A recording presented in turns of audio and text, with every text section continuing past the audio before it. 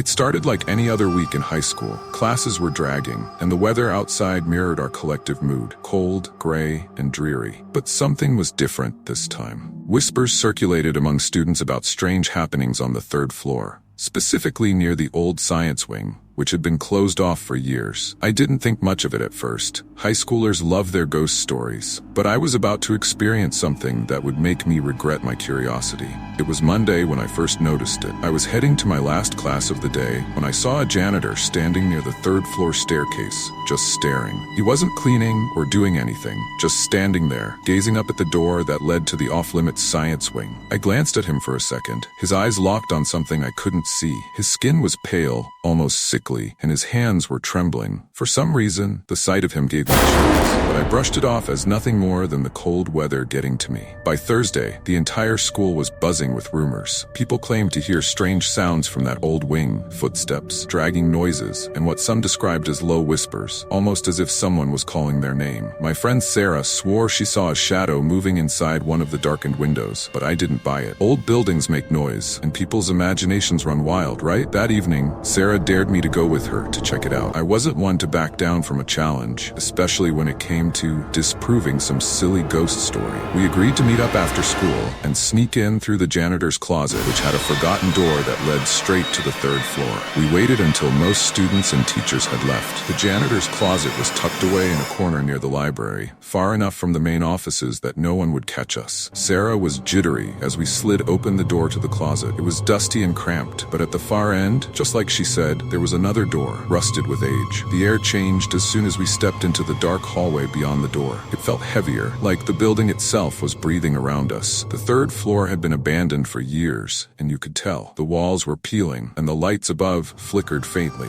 The silence was deafening, interrupted only by the faintest buzzing of electricity and our own footsteps. I tried to laugh it off. See? Nothing here but an old, creepy hallway. Let's go. Sarah shook her head. Wait, let's just go to the end. If nothing happens, we leave. I reluctantly agreed. We began walking, our footsteps echoing down the hall. As we neared the end, something strange happened. The temperature dropped suddenly, like someone had opened a freezer door. I shivered and glanced at Sarah, who had gone pale. Do you feel that? She whispered, barely audible. I nodded, trying to keep my cool. Then, just as we reached the last door, an old, faded entrance to one of the abandoned classrooms, we heard it. A faint tapping. At first I thought it was the wind, but then it grew louder, more deliberate. It was coming from inside the room. Sarah grabbed my arm. We should leave. Now. But something about the sound pulled me in. It was like a strange compulsion, an itch I needed to scratch. Against my better judgment, I reached for the door handle. What are you doing? Sarah hissed. I didn't answer. My hand moved on its own, gripping the cold metal handle and turning it slowly. The door creaked open, revealing nothing but darkness beyond. The tapping stopped. My heart pounded in my chest as I stepped inside, pulling out my phone to use its flashlight. The beam of light revealed rows of dusty desks and an old chalkboard covered in faded writing, but the room was empty. I turned back to Sarah, who stood frozen at the threshold. See? Nothing here. Suddenly, a loud bang echoed through the room, making us both jump. The door slammed shut and the temperature plummeted even further. My breath came out in visible puffs of air,